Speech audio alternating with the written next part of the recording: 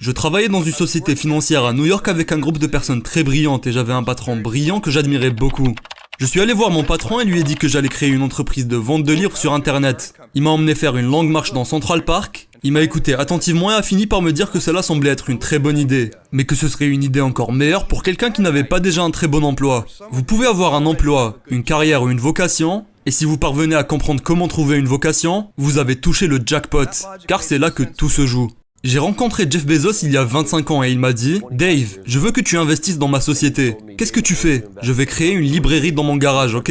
Je vais la mettre en ligne. Les gens achètent en ligne et je vais expédier depuis mon garage. Mais si tu investis en moi, Dave, un jour je serai l'homme le plus riche du monde. Je ferai plus de 100 milliards de dollars. Tout d'abord, 100 milliards de dollars, ça n'existait pas il y a 25 ans. Statistiquement, ça n'existait pas. Les pays n'avaient pas 100 milliards, notre dette nationale n'était pas 200 milliards de dollars et ce type me dit à 26 ans qu'il va devenir l'homme le plus riche du monde parce qu'il a un garage sur internet. C'était sa vérité. Non, mais il ne le savait pas et moi non plus. Mais la différence entre lui et moi, c'est que je me gossais. Je me moquais de lui et il s'applaudissait déjà d'être allé dans la bonne direction au bon moment. Je vais gagner autant que je peux aussi vite que possible. Et je suis assis là à me dire, il n'y a aucune chance que ça devienne un gros business. Faites quelque chose qui vous passionne et n'essayez pas de courir après une passion tendance du moment. Vu sous cet angle, c'est vraiment un choix difficile.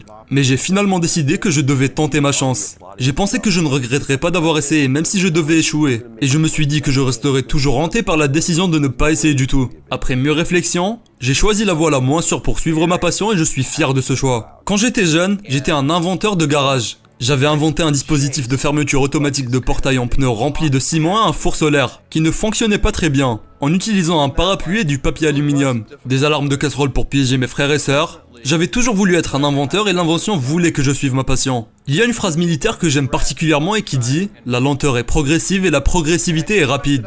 Et j'ai vu cela dans toutes les entreprises dans lesquelles j'ai travaillé. C'est le genre de choses qui vous permet vraiment de progresser. Vous savez, vous recevez certains talents dans la vie et vous voulez en profiter. Mais je pense que mon conseil sur l'adversité et le succès serait d'être fier non pas de vos talents mais de votre travail assidu et de vos choix. Alors le genre de talent que vous recevez, vous pouvez être très bon en maths, il se peut que ce soit très facile pour vous, c'est une sorte de don. Mais pratiquer les maths et passer à l'étape suivante peut être très difficile et demander beaucoup d'efforts. C'est un choix. Vous ne pouvez pas vraiment être fier de vos dons parce qu'ils vous ont été donnés, mais vous pouvez en être reconnaissant et vous en féliciter. Mais vos choix, vous choisissez de travailler dur, vous choisissez de faire des choses difficiles. Ce sont des choix dont vous pouvez être fier. Vous pouvez choisir. Nous pouvons tous choisir l'histoire de notre vie et ce sont les choix qui nous définissent, pas nos talents. Tout le monde dans cette pièce a de nombreux talents. J'ai de nombreux talents. On ne peut jamais être fier de ces talents parce que ce sont des talents. Ils nous ont été offerts. Vous pouvez être grand ou très bon en maths ou extrêmement belle ou beau ou vous savez, il y a beaucoup de qualités. Et vous ne pouvez être fier que de vos choix, car ce sont les éléments que vous incarnez, sur lesquels vous agissez.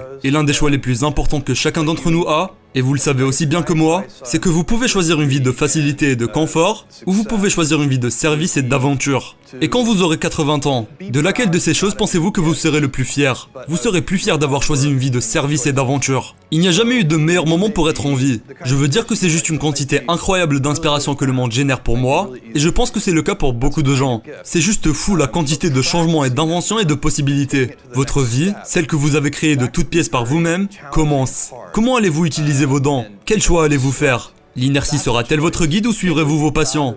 Suivrez-vous le dogme ou serez-vous original ? Choisirez-vous une vie de facilité ou une vie de service et d'aventure ? Allez-vous fléchir sous la critique ou allez-vous suivre vos convictions ? Allez-vous bluffer lorsque vous avez tort ou allez-vous faire amende honorable ? Choisirez-vous de protéger votre cœur contre le rejet ou agirez-vous lorsque vous tomberez amoureux ? Allez-vous jouer la carte de la sécurité ou allez-vous faire preuve d'un peu d'audace ? Dans les moments difficiles, allez-vous abandonner ou allez-vous vous acharner ? Serez-vous un cynique ou un bâtisseur ? Serez-vous rusé aux dépens des autres ou serez-vous bienveillant ? Chaque fois que vous trouvez un moyen de fournir des outils et des services qui permettent à d'autres personnes de déployer leur créativité, vous êtes sur la bonne voie. Vous savez, vous avez beaucoup de chance si vous avez une carrière. Beaucoup de gens finissent par avoir un travail. Si vous n'aimez pas votre travail, vous n'y arriverez jamais. Jules Verne, Mark Twain, Galilée, Newton, tous les curieux de tous les temps auraient voulu être en vie. Surtout en ce moment. En tant que civilisation, nous aurons tant de talents. Tout comme vous, en tant qu'individu. Avec tant de talents individuels, tandis que vous êtes ici devant moi. Comment utiliserez-vous ces talents et serez-vous fier de vos talents ou fier de vos choix ?